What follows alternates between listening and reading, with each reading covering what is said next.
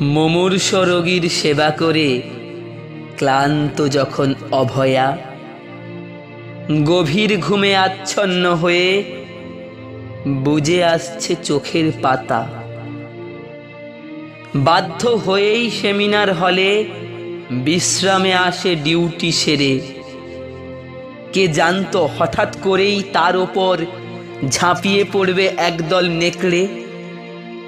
খুবলে নিল শরীরটাকে নৃশংস নেকড়ের দল।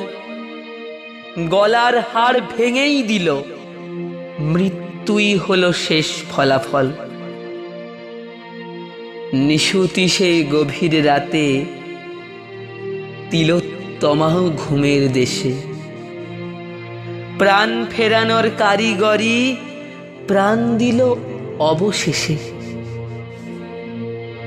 কেউ কোথাও নেই আরজি করে, সব চুপচাপ নিস্তব্ধ। সেমিনার হলের আসল ঘটনাটা প্রকাশ পাওয়া দুঃসাধ্য। অভয়া কত স্বপ্ন নিয়ে গলায় পড়েছিল টেথোস্কোপ। তার বাবা মাকে আজ পাথর করেছে তারই মৃত্যু শোক। বঙ্গবাসীও শোকে বিহ্বল ভবিষ্যতের ডাক্তারকে হারিয়ে। চাইছে তারাও অপরাধের শাস্তি হোক, অপরাধীর মৃত্যু দিয়ে।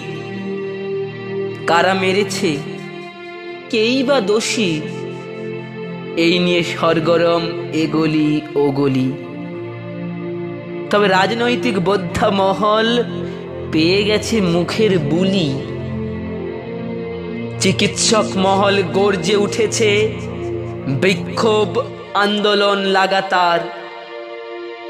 এক জীবনদাতার নৃশংস পরিণতিতে বাংলা জুড়ে শুধুই হাহাকার। নারী নিরাপত্তা নিয়ে প্রশ্ন উঠছে, মেয়েরা কি তবে বন্দি থাকবে ঘরে?